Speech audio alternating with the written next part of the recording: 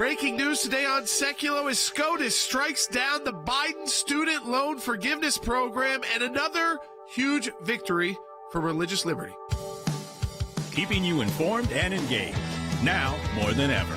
This is Sekulow. We want to hear from you. Share and post your comments or call 1-800-684-3110. And now your host, Jordan Sekulow. Hey, welcome to Sekulow. We are taking your calls to 1-800-684-3110. What a final 2 days. The Supreme Court termed 4 major opinions, all victories for conservatives, reminding you yesterday, striking down affirmative action, upholding religious observation, making sure that, again, if you've work an employer and religious accommodations and you worship on Sundays, that was a huge victory and a much needed clarification on that. Yeah. And then today, 2 more huge victories out of the Supreme Court. One, a huge loss for the Biden administration, because this was a major campaign promise that even liberals thought when Biden announced this one for the $20,000 or $10,000 student loan debt forgiveness, that it wasn't going far enough. Problem being, Joe Biden had already acknowledged he didn't have the power to do this as president alone. Nancy Pelosi said he couldn't do it alone, would require legislation. Well, the court picked up on that, and the court decided this student loan forgiveness program does not fall under the HEROES Act, which allows delays to payments. So that was utilized during the COVID pandemic when people were having a tough time economically, that you could delay payments on loans, but you could not just forgive payments on loans. Yeah. And so that was, again, utilized to say you're stretching that one too far. It doesn't apply here. And it actually went further in the opinion. This is what, and we wrote a brief in this case, and this opinion tracks our brief very closely.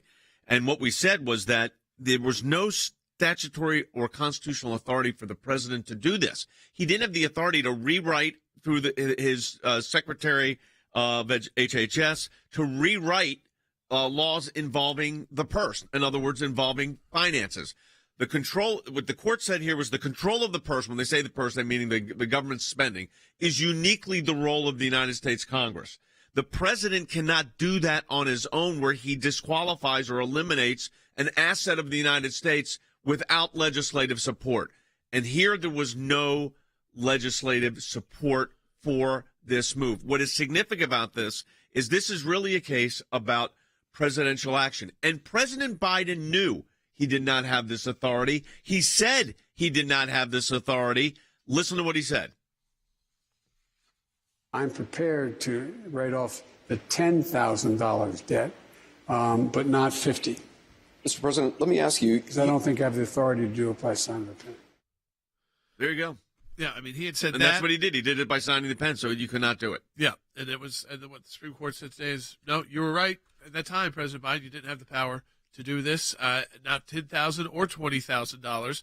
And another religious liberty victory. This time, again, kind of just redefining that if you're a small business and more of a creator or an artist to an extent, First Amendment issue, that you have First Amendment rights. I thought what I was on TV just recently with that web designer, and what she said too is like, this is also a win for someone who has the opposite views of me, that you wouldn't have to create something that you were also opposed to. Yeah, so the issue was the creator of the websites did not support same-sex marriage, which you have a constitutional right to not support it. You have a free speech right. So the question was, could she be compelled to design a website for a position she does not advocate? And she has gay and lesbian customers, plenty of them, she says, and she's happy to do that. This particular creativity she didn't want to do. The court, 6-3, said the First Amendment cannot be used to compel you to make speech you disagree with. I use this example. Would an African-American-owned dry cleaner be compelled to do the dry clean the robe of a member of the Ku Klux Klan? No. Would a kosher butcher have to do pork? No. That's because it's not the person. You cannot say, I'm not going to serve black people, I'm not going to serve Jewish people, I'm not going to serve gay and lesbians. You can't say that. That would be a violation of a whole host of laws. But individual acts that require assent, you cannot be compelled to violate your conscience. So 4 major victories. ACLJ involved in every one of these victories. Support the work of the ACLJ. Donate today at aclj.org. We'll be right back. Just a few hours, the Supreme Court will be issuing its opinions on President Joe Biden's student loan forgiveness plan. Over 40 million Americans will be impacted by this opinion. And it's a pair of cases. So the one case was a set of states that had sued to stop the student loan forgiveness plan from going forward. The companion case were two individual borrowers who either received no debt forgiveness or not as much as they had hoped to get. Out of the Supreme Court, the court just ruled that the Biden administration's student loan forgiveness plan is unconstitutional. The 6-3 decision from the Supreme Court, writing on behalf of that majority, Chief Justice John Roberts addresses that question you raised right at the top, Nate. Did the HEROES Act, passed by Congress in 2003, give the Biden administration's education department the right to modify or amend that act to provide the student loan forgiveness? The court, through a 6-3 majority, says absolutely not. The court is concluding its term with a very clear message about executive authority. And this conservative court is not comfortable with a movement of executive authority, as you're describing, needing Congress to take these actions. In part of the opinion, it says to waive or modify does not mean completely rewrite, and that the precedent needs to be respected in that way. Let me read the main paragraph from the decision. The HEROES Act provides no authorization for the Secretary's plan when examined using the ordinary tools of statutory interpretation, let alone clear congressional authorization for such a program, meaning the court said Congress never intended for any administration to use the HEROES Act to grant this loan forgiveness. In other words, when the Biden administration attempted to modify, as it was given power to, it did not have the power to do what it sought to do. In essence, this was too much. This was more than a modification.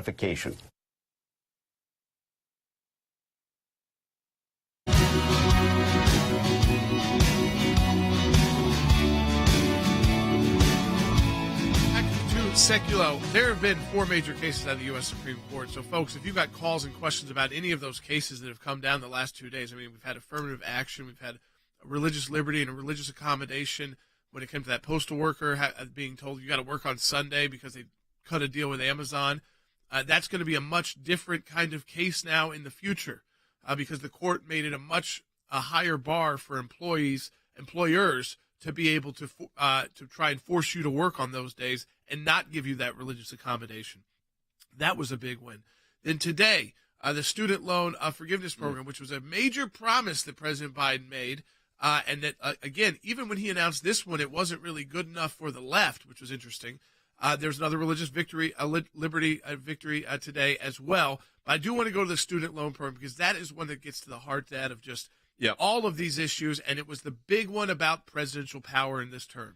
And we are joined by our senior counsel for global affairs, Mike Pompeo, former Secretary of State and former director of the Central Intelligence Agency, who also last year, Mike, you wrote in August, is kind of predicting an article for the website for the ACLJ said Biden's student debt cancellation is misguided and illegal, and 6 justices of the Supreme Court of the United States said Mike Pompeo was right. Oh, goodness. Well, it's a really good outcome for America.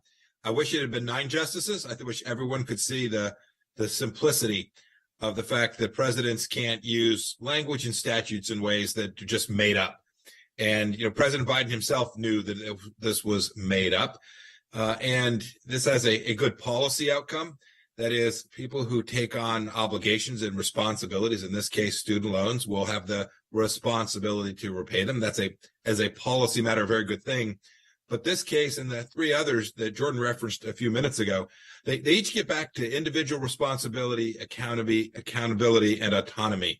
And this is certainly that too. This will reduce presidential powers to inflict harm on the American people and restore the capacity of the Congress to actually get it right and to write laws that make sense. I've now read the majority opinion, and it was remarkable in the specific with respect to student loans and really powerful about the shape of our constitutional republic. So ironic about this was that you have the way they had the program set up, you literally could have the individual, the man or woman that, let's say, went to trade school or community college, became a plumber and doesn't have student debt. Their taxpayer dollars are going to use, to offset the student that got an MBA at a major university and it's the plumber's taxpayer dollars being used to offset that individual's tuition. I mean, when you think about it, it was totally absurd. It's crazy. I long before we knew each other, I ran a machine shop in Wichita, Kansas. These were some of the hardest working men and women, engineers, technicians, creative talent, some of whom had formal educations, but many of them did not. These folks were going to be made to pay for others who just were completely irresponsible and took out loans to do things that didn't have a return on their lives or their capabilities, their skill sets, as we begin to think about the 21st century workforce. And to force others to pay for your education is kind of the socialist model, the Democrat progressive model that we've seen for a long time, Jay. We know this, and this is one less instance when they've been able to take from someone who was hardworking, diligent, and responsible and give to someone who was far less so on each of those three counts.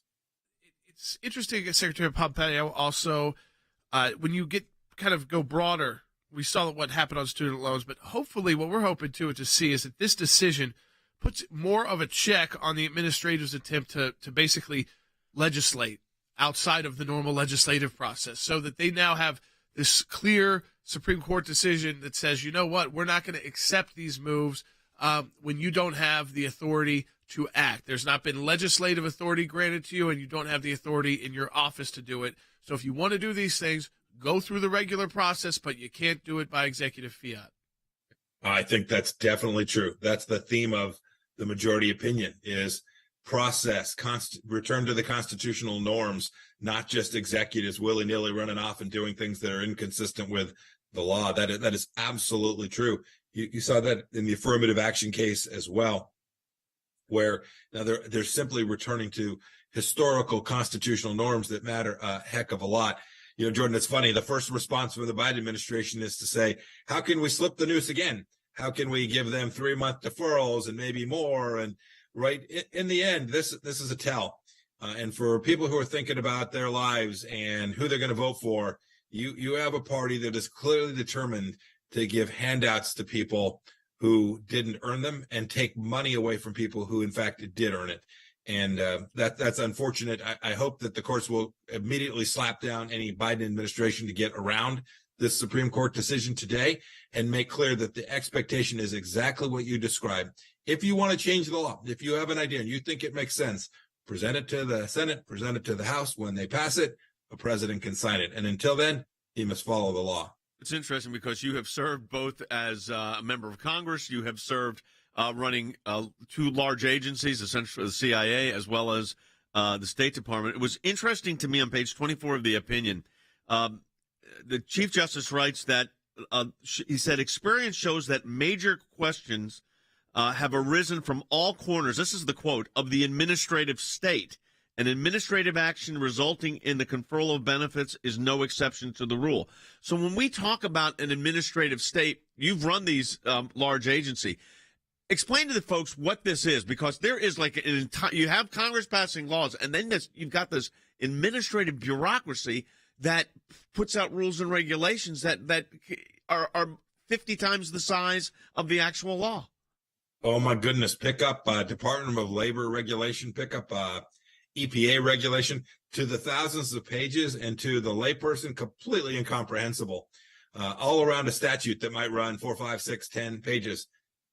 This administrative state, I saw it firsthand, most especially at the State Department, Jay. They are absolutely willing to take a law and say, well, that's interesting, and I'm glad you suggested that, but here's my vision for how America ought to move forward. It is unchecked. It is unconstitutional. And most importantly, it is unresponsive to the democratic process. And so to see a court now come back to this idea of major questions and say, nope, when you're going to make big changes, you have to have explicit statutory authority. The law has to tell you can do it, is heartwarming for those of us who believe in constitutional principles. This isn't even about what Congress might pass. It's that, and I saw this when I was a member of Congress, much easier to be lazy and not take responsibility and pass it off to the administrative state. That's a bad way to run a nation. Joe Biden knew he couldn't do this. He said it on the record a couple of times on his own without legislation. Nancy Pelosi backed him up when she was speaker and said, can't do this. Don't think that President Biden can just do this. We'd all love it if he could, but he can't. It's going to take legislation. It's going to take the legislative battle. So she was on the record that way, too. And the Supreme Court noted that they had already acknowledged that they didn't believe that they had this power. But now we kind of look at this, and they're, like you mentioned, they're already trying to look at workarounds because they want to make good on this campaign promise. And the left didn't think this was even big enough.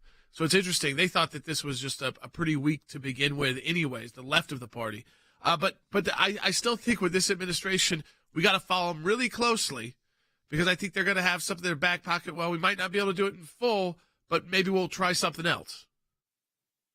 Jordan, I think they fully anticipated the Supreme Court would get it right as they did today. And I have no doubt that they have already tried to figure out a way to avoid the conclusion that the Supreme Court handed them today. So I completely agree. It reminds me too, Jordan, why elections matter so much, why the work of places like the ACLJ matters so much. These ideas of merit, which is at the heart of the affirmative action case yesterday, merit is at the heart of this policy as well. When we elect leaders who understand that individual liberty and autonomy matter, we'll get good outcomes for broad swaths of the American people. And efforts like the Biden administration is surely intent upon making in the weeks and months ahead will be viewed as fundamentally indecent and not the right direction for our country. Elections, in the end, elections drive our policies. And this decision today makes sure that that is so, and that unelected bureaucrats sitting in the administrative state don't have the chance to do that. We only have a minute left here, but we filed a brief in this case, as you know, Mr. Secretary, on this whole idea of administrative state running out of control and checking executive power. And just for a moment here, let our folks know why that is important, an issue like this, which seems very technical, why we need to be able to engage that. Look, I saw this when I was a Secretary of State. The work that the ACLJ did impacted how policymakers on Capitol Hill and in the White House think about certain sets of policies. A brief to the Supreme Court like this also provides intellectual ammunition for those justices as well. I've seen the ACLJ's brief, and I've now seen the court's decision. It wouldn't surprise me, but there is a nexus between the two. The work that you do, Jay, and your team, Jordan, do is really, really important. It impacts the way each of us lives our lives and our capacity to take care of our families and all the things that folks that watch your show care so much about. Mr. Secretary, thanks for being with us. We appreciate your insight and glad you're part of our team here. We've got another segment coming up. We're going to get into the other Supreme Court case. That's right. And take your calls. We got people holding on. Hold on. We're going to start getting to you right away. All four cases we can get into. So 1-800-684-3110. Get your calls in now. So we're going to get you on the air. Support the work of the ACLJ at aclj.org. Moments away from learning the Supreme Court's final big decisions before the summer recess. We know this case on the Colorado web designer. The free speech religious liberty issue is coming today as well. And the court has just ruled now on the first of those cases. It features the owner of a Colorado web design company who did not want to create wedding websites for same-sex couples. And the court has held that that website designer does not have to, that free speech is her right. I cannot express how important this case is for the First Amendment. For years, many of us have argued that the court was approaching these cases wrongly. He says this, Justice Gorsuch, in the majority opinion, it is difficult to read the case and conclude we are looking at the same case. He says they get into all kinds of different hypotheticals about what's going on. He even goes on to say this. He says the dissent gets turned around on itself, that it's firing on its own position. He says while stressing that a Colorado company cannot refuse the full and equal enjoyment of its services based on a customer's protected status, the dissent assures us that a company selling creative services to the public does have a right to decide what messages to include or not to include. But if that is true, what are we even debating? And what happened here is that the court could have considered both issues, but refused the religion clause claim and said that they were only going to look at free speech. And this is why. Because Gorsuch is saying that we've always been clear. You can't coerce people to say things. The web designer's argument from the outset was a distinction between I am not discriminating against the people who come to me. I'm discriminating in the sense that I am not choosing to endorse their message. Their message conflicts with my religious beliefs. This will go down as one of the most important free speech cases in the history of the court. It'll go down as one of the most important cases Gorsuch has ever handed down, in my view.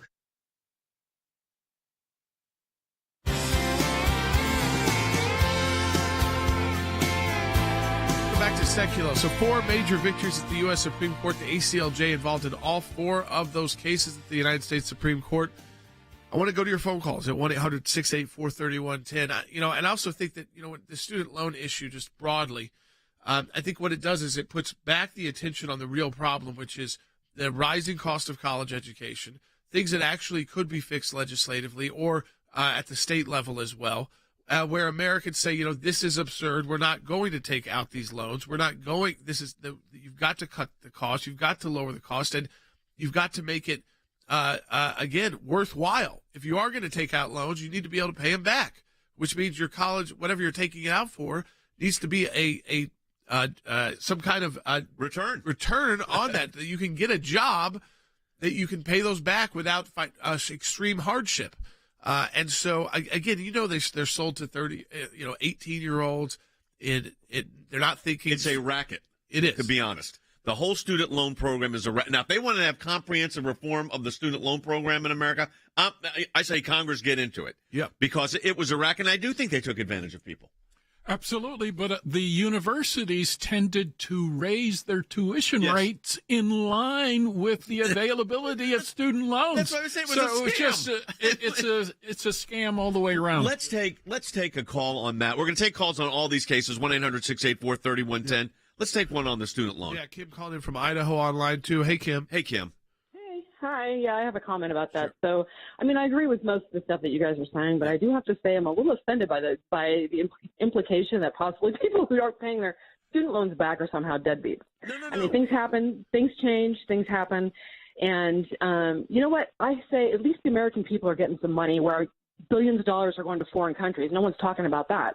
Our taxpayer dollars are spread out all over the place. Yeah. So, Kim, here's what I just said. You were coming on, so you may not have heard it.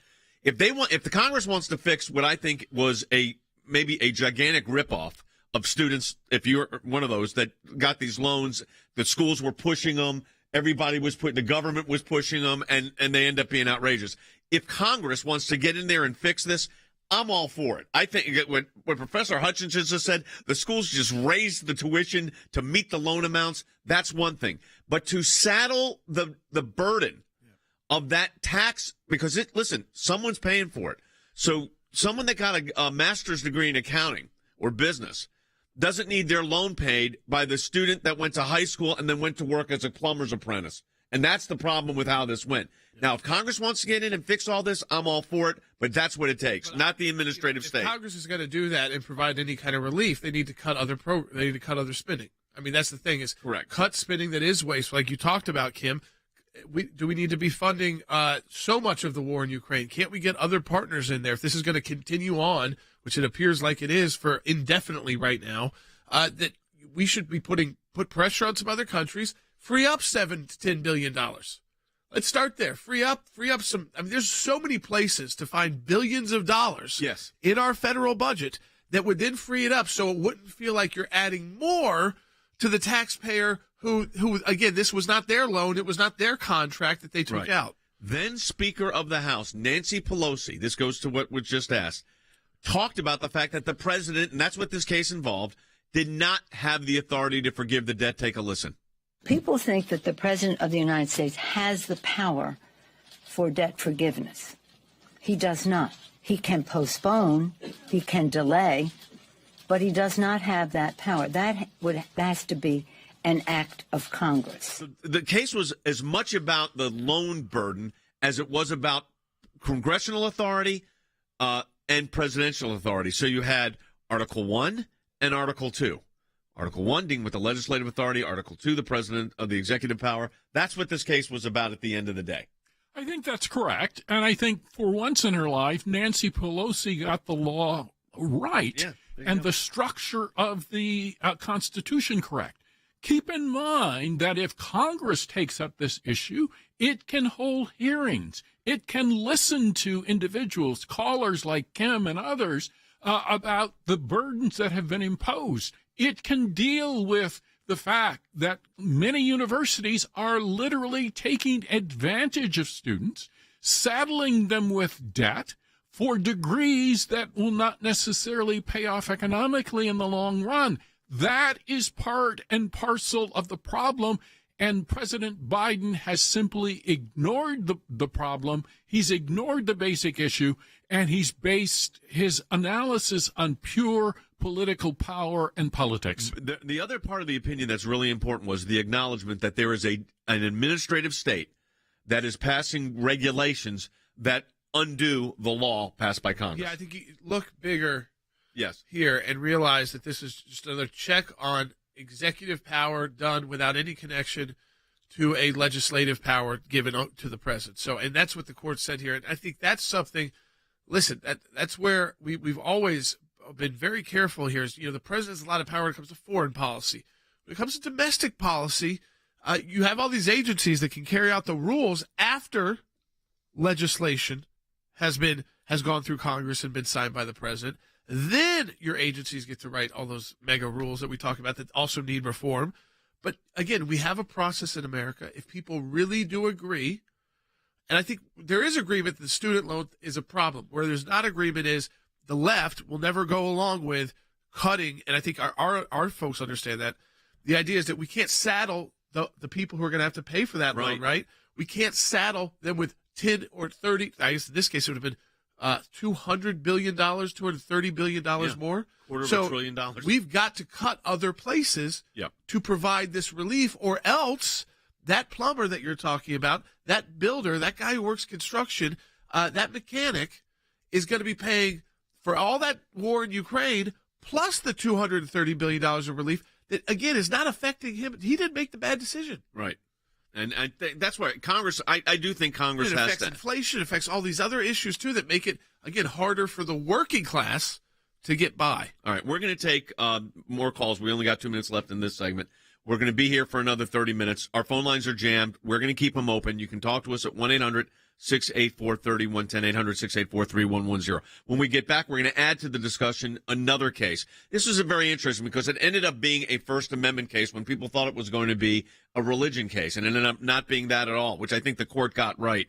And that is this issue: can you compel, in this case, a web designer to do a web design for a process she doesn't agree with? And it's very interesting. This particular web designer did not support same-sex marriage. Now, you could argue both pro and con about, you're a business and you're open to doing it. You're a web designer. Can you say no to a particular activity? What you cannot say no to is, I'm not going to serve gay or lesbian couples. You can't say that. That would be a violation of a host of laws. What you can say, and this is it's again, I go back to the dry cleaner. An African-American owned dry cleaner can say no to doing the Knights of the Ku Klux Klan's robe. The butcher can say no to doing pork if they're a kosher butcher. But you still have to serve Gentiles. I mean, you can't do that. So it's a fascinating case, and it really focused in on the First Amendment aspect, not the free exercise of religion. So we come back from the break.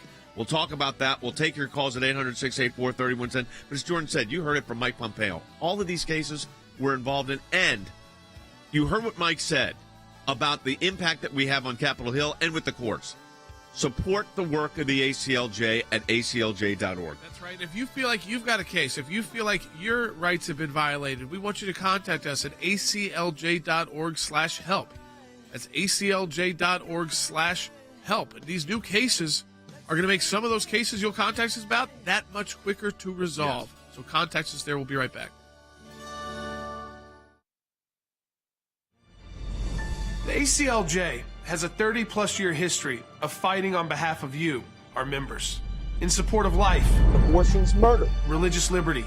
A Turkish court has freed American pastor Andrew Brunson. Justice, personal freedom, and constitutional government. Our freedoms are under attack. Now, more than ever. We are not going back. Abortion is healthy. Yet another week of violence. They use their power and influence to push deeply un-American causes that threaten to destroy our country. Abortion on demand, socialism, inflation, cancel culture, weakness in the face of our adversaries. We owe it to our kids and grandkids to defend the things that make this country great. It's time to take the gloves off and uphold American values. Go to acljaction.org to learn more.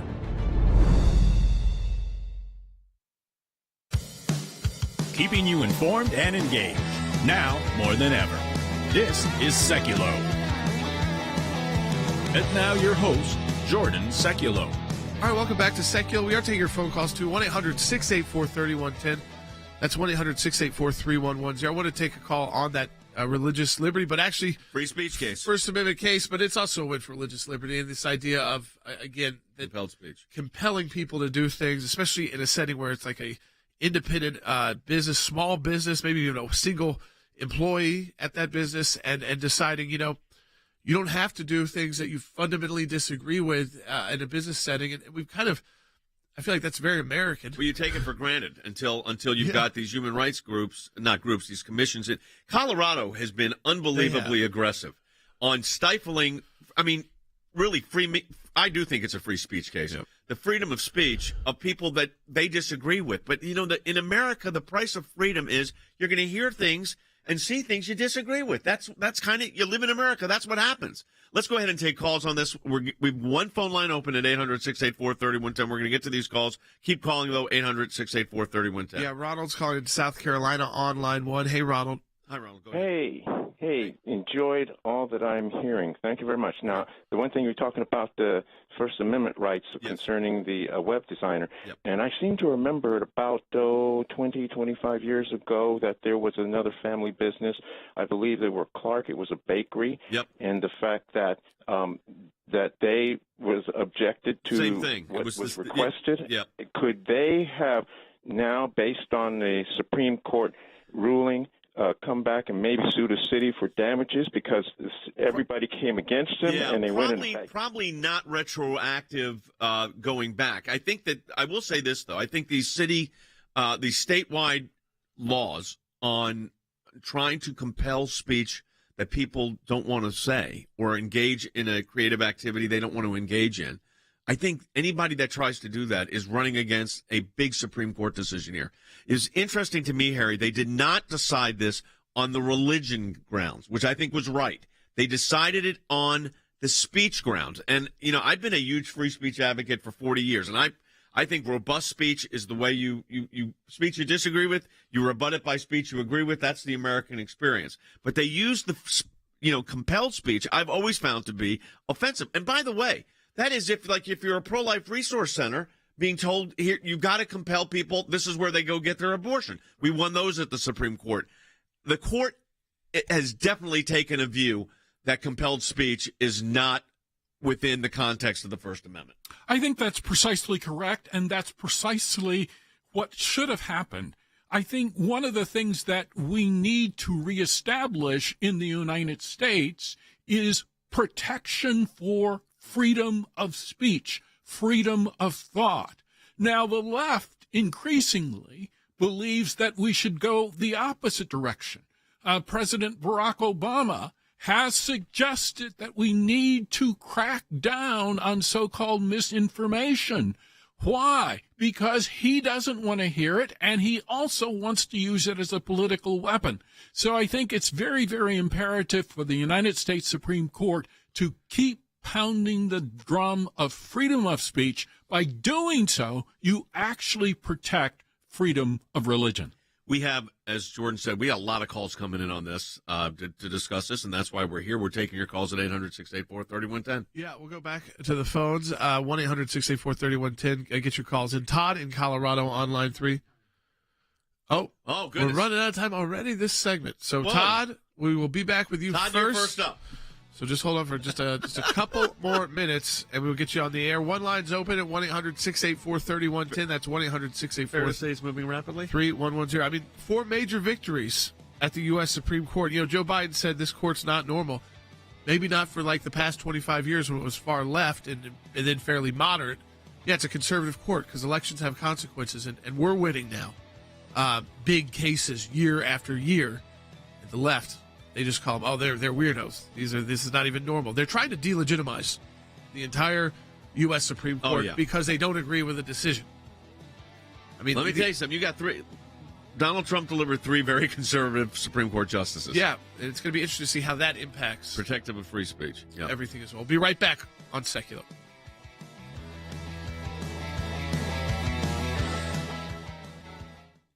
Breaking news as we take a live look here at the U.S. Supreme Court. We are following the impact of these decisions that we just got this morning, again, having to do with President Biden's student loan forgiveness plan, the Supreme Court striking that down. Also a ruling on a website designer in Colorado, essentially saying that she can refuse to create same-sex marriage websites. Jordan Sekulow is back. He's the executive director for the American Center for Law and Justice. The student loan debt, Biden's student loan debt forgiveness plan would have cost more than $400 billion. This was struck down. For many paying attention, they knew this would happen. They thought this would happen already. I believe even Speaker Pelosi talked about this a couple years back. People think that the President of the United States has the power for debt forgiveness. He does not. He can postpone, he can delay, but he does not have that power. That has to be an act of Congress. Kevin McCarthy, the House Speaker, he's weighed in on the matter. So we heard from the former House Speaker and the current House Speaker. But Jordan, it does have to do with the student loan forgiveness. Basically, he's saying that the majority of the population here will not have to take up the loans that 13% of Americans hold. This builds on the Fiscal Responsibilities Act's end to the payment pause. The president must follow the law. Jordan, your thoughts? Did SCOTUS get this one right? Absolutely. And that goes to the policy concerns we all had, not just the legal concerns that the court was focused on about why this was a move that the president did not have the power to make, which was right. We filed in this case at the ACLJ. But then you go to the policy, and the policy is you're going to have people, hardworking Americans, blue-collar Americans who are, again, would be paying these people's loans back. So 4 major victories for conservatives out of the Supreme Court just the final 2 days.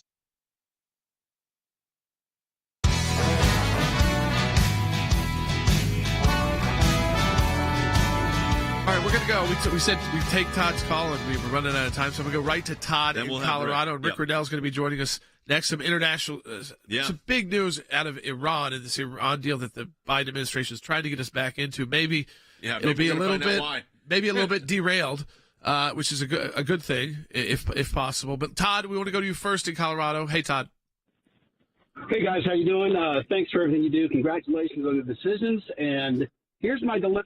When it comes to the student loan decision, I'm okay with that because I agree with everything you guys are saying on that. However, there is a scam going on, and it has to do with the banking.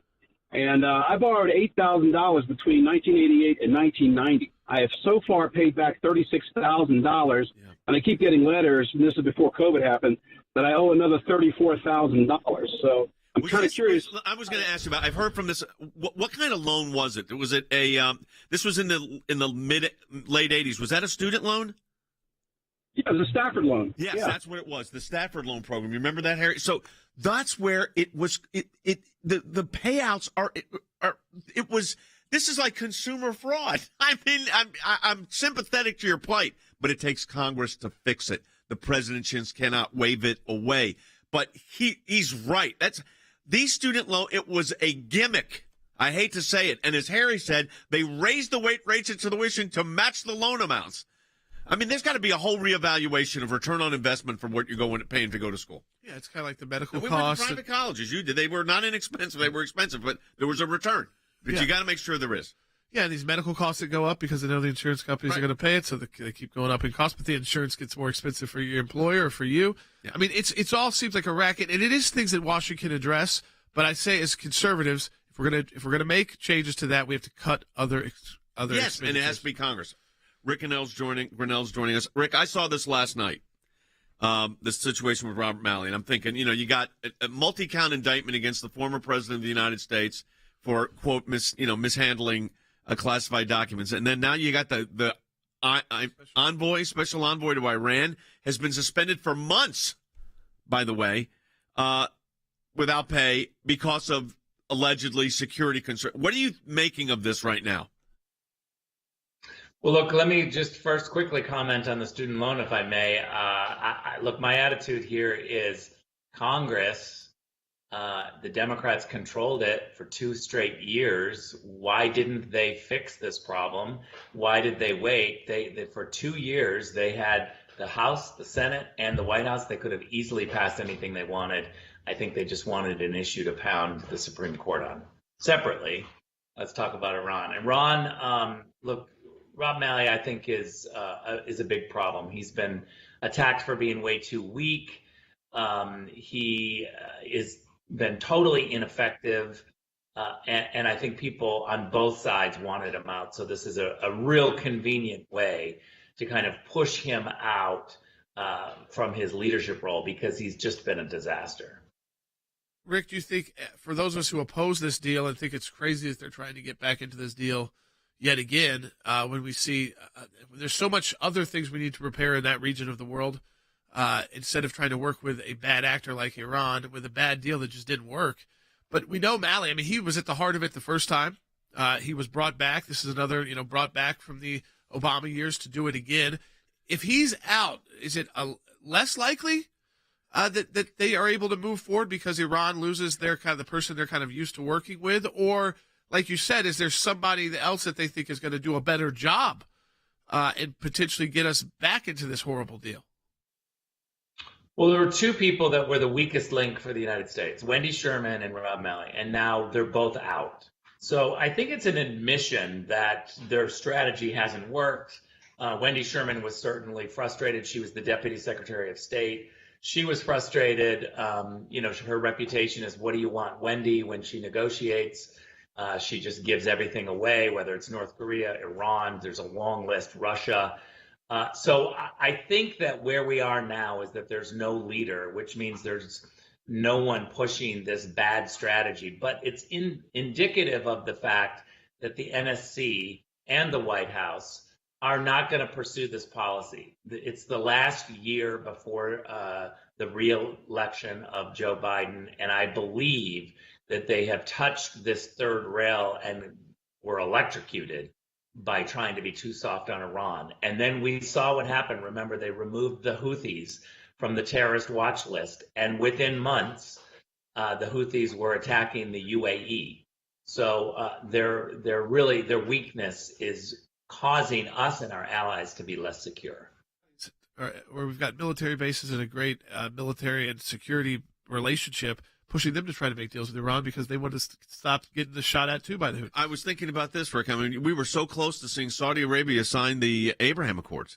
And then the Biden administration comes in, and the Saudis are looking at a total change of Middle East policy and are starting to say, we got to contain this Iran situation. We may have to make a deal with them because we don't trust the United States. And don't forget, they have been listening and coddling up to the Chinese. And I think it's an admission that without the United States leading, they need a cover. They need somebody else that's going to help them. And so there's been a panic throughout the Middle East, not good for America. Whether it's the Balkans, the Middle East, Venezuela, Taiwan, you need American leadership in order to lead the world and to find consensus. But this isn't a Biden administration, when you look at the Iran policy, that was more interested in consensus with the Europeans than pushing what works for America, than pushing an America First policy.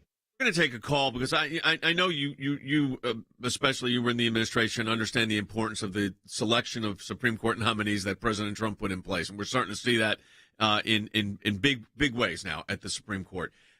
Now the left is trying to demonize and delegitimize the court in ways that are unreal. Having said that, it's the law of the land now, folks. So an administrative state can't forgive dollars that are owed. Let's go and take Kenneth's call because this kind of thing ties in. We'll get Rick's comment as well. Hey, Kenneth. Hey, guys. Thanks for taking my call. First of all, I'm so grateful that President Trump got to put 3 Supreme Court justices, conservative, on the bench because we can see the work that's been able to be done with them along with all the federal judges he got to put on the bench as well. But I went to school for 3 semesters. I decided it wasn't for me. I left. I procrastinated on paying back my school loans. And so as a result, I had my wages garnished and everything else. And I was last in school in 1998, and I just paid off my student loans last year. But I'm not salty with anybody else because it was a choice I made. And so I just feel like you go out, you get a loan, and I decided 3 semesters in, this is not for me. I'm going to go do something else. But, you get a loan, and even if you get help, if Congress does something, it still shouldn't be the responsibility at bulk of the American people to pay back a loan on a decision that you made. It punishes directly Kenneth, who has gone through wage garnishment to pay back his loan. Does he get any relief from this? None. He wouldn't have gotten any. Nothing. In fact, he'd be paying back more loans for other people with his taxpayer dollars. Correct. And Rick, what Kenneth said about the Supreme Court justices, the lasting legacy of any president are the justices on the Supreme Court. And you've got generations here. I mean, you're talking these nominees were in their late 40s, early 50s. They're still in their late 40s, early 50s, and they serve until they're usually till their late 80s. So you're seeing a potential sea change at the Supreme Court right now. I mean, let's credit Donald Trump. He has ended federal abortions. He's ended affirmative action. He has come out swinging for religious liberties all through the Supreme Court. So it's pretty remarkable. I have to say this about the student debt issue, is that Democrats and Republicans actually agree on the problem, which is that the cost of higher education is out of control. And our universities have been unable to do anything about it. We disagree on the tactic because Democrats have decided that instead of controlling the costs at the university, they've decided to just cancel the loans. But that really rewards the universities. They continue to get the money that they're really wildly spending on ridiculous programs. And they have, assistant presidents for this and that. They need to get rid of the administrative state, pay teachers more, have teachers that are good, get rid of tenure, have a supply and demand capitalism type rule where if the students don't like the teacher, they should be able to get rid of the teacher. And that way we can clean up the cost of education and not have to go in and cancel people's obligations that they made.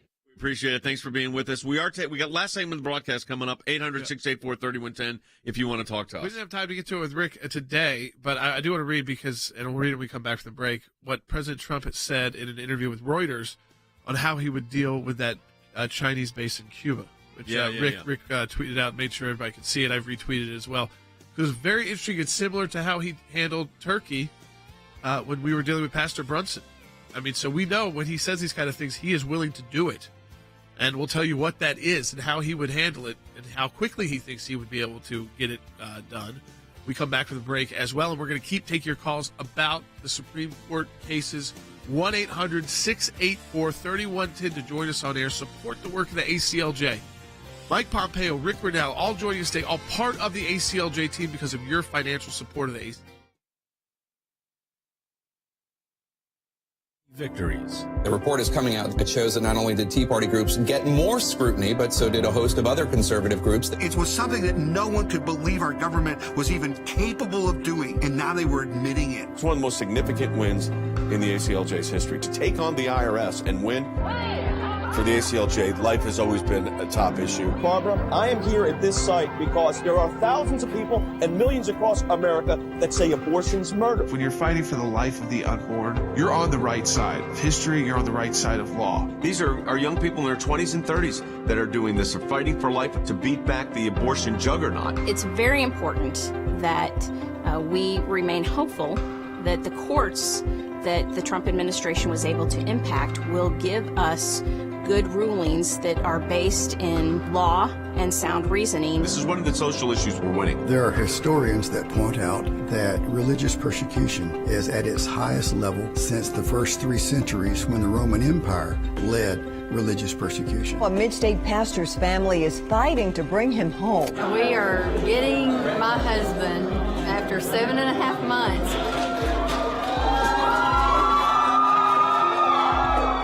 Turkey should not get away with holding my father one more day. When Brunson was finally released, who meets him at the airport at 2:30 in the morning? Rick Grinnell. I saw Pastor Brunson walk down the stairs of the plane. I was filled with emotion. I told him that we were praying for him. The American people never forgot about him. I'm thankful, I'm grateful, and actually I'm astounded. We need your help as we continue this work here in the United States and around the world.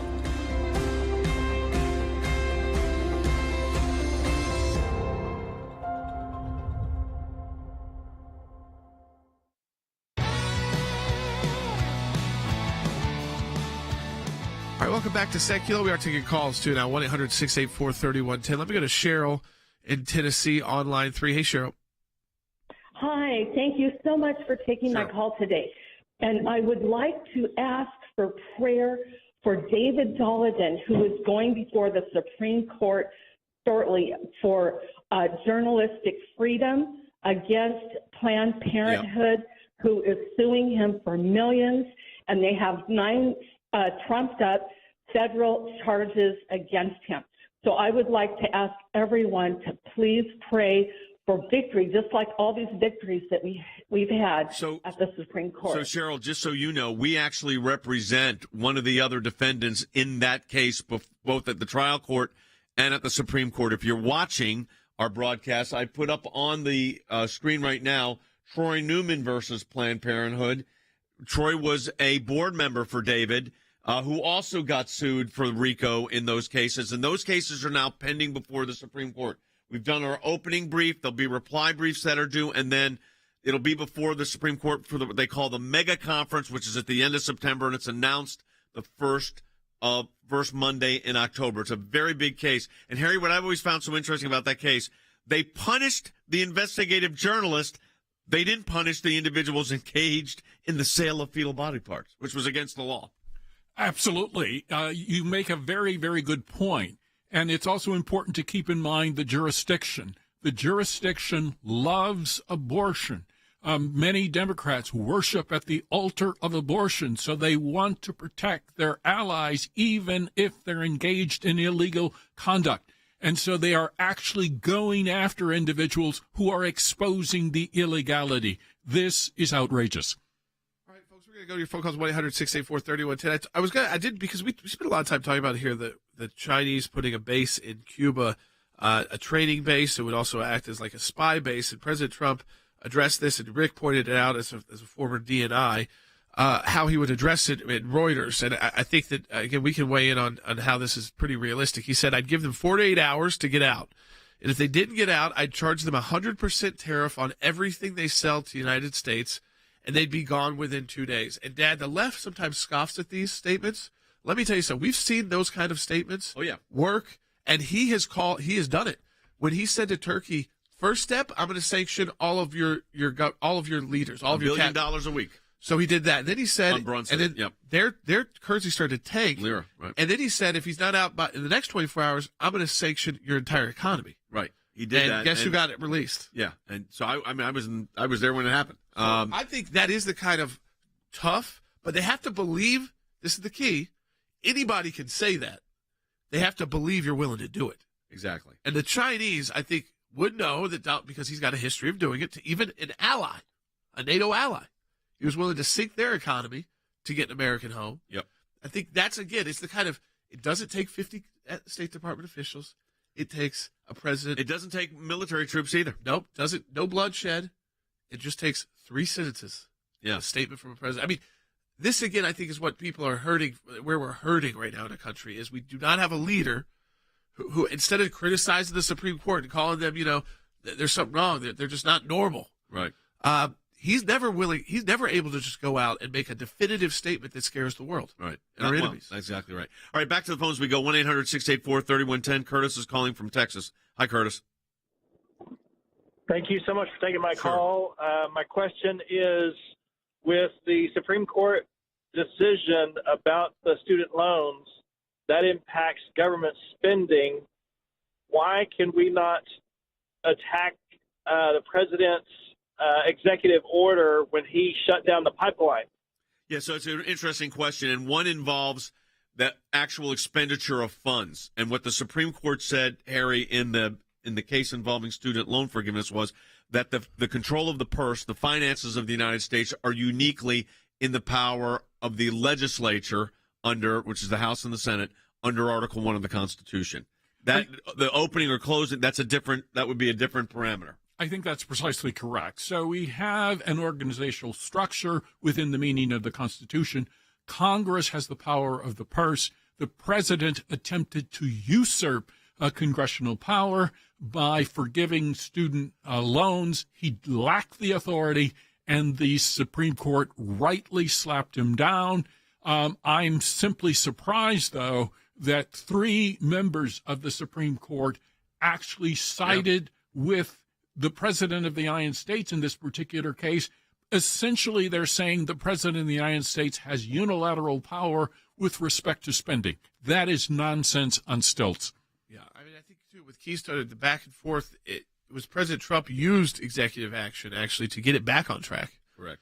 And then President Biden used executive action to put a halt to it. I mean, again, I do think some of the executive orders, some of it have kind of been allowed to go, even by the Supreme Court, because of how ineffective Congress is. I mean, and there's something like they are so bad at getting legislation done because even when there's Democrat majorities in the House and Senate, they can't compromise, they can't come up with ideas, and so I think even the court sometimes gives it a pass. I mean, I think, and they're going to look at every one of them differently. But when it really does affect you, the American, economically, the power of the purse, I think that's where they step in always and say, you know what, this is going to force other Americans to pick up a tab. We're going to step in here because no one legislated that. The people who are most responsive to their constituents. We'll go back to the phones. Joanne in Ohio on line 5. Hey, Joanne. Hi, guys. Hey. Hope everyone's well today. Great. My philosophy on this student loan thing and the cost of tuition is let these colleges put their money where their mouth is. You know, they've got all these huge endowments. You finance these kids. Let's see what the real cost of an education is. And if you put out such a great product, they'll have no problem paying you back. I don't disagree with you. And I've often said the universities, a lot of universities do pay for their students. I mean, Harry, you've been in the academy for a long time. And the endowments at some of these universities are many billions of dollars. That's a way to lower tuition costs. But as you said, they look at these loans and say, "Oh, we can increase our tuition." It just becomes it's like a cat and mouse game. I think that's correct. It's important to keep in mind that universities see themselves as profit-maximizing entities, both financially and also in terms of influence and power. And so that's what they're attempting to capitalize on. They sell their influence and their elite status, and they demand that the students pay them back for access to power down the road or money or whatever. So it's very, very important that we rein in these endowments and we rein in these universities. And one step, I think, in that particular direction is to begin to tax these endowments unless the funds are going for student loans. Yeah, I mean, there's right there we just described creative ways to get at this problem. Yep. That, again, I would imagine that it doesn't have to be so partisan either. It's because a lot of them talked about legacy students yesterday, the Democrats. Well, what about them? Well, remember, a lot of those people, those are parents that are building the school, or their families built the institution. So, I mean, they donated even more money. So I think that's not the right way to go, is to punish those people who built the school for other people to go to. But you could look at the endowment, you could look at the money and say, again, just sort of bring it down the cost. Doesn't mean that you won't necessarily have to take out any loan. Yeah, right. But you won't be taking out an amount that's reasonable. Nearly $1 million in loans if you're going for a graduate degree. Exactly right. All right, folks, that does it for the broadcast today and for this week. Boy, there's a lot of activity this week. Your support of the ACLJ is absolutely critical. We encourage you to go to aclj.org, aclj.org, to support the work of the ACLJ, which includes not only these Supreme Court cases, but this very broadcast you're listening to right now. Have a great weekend.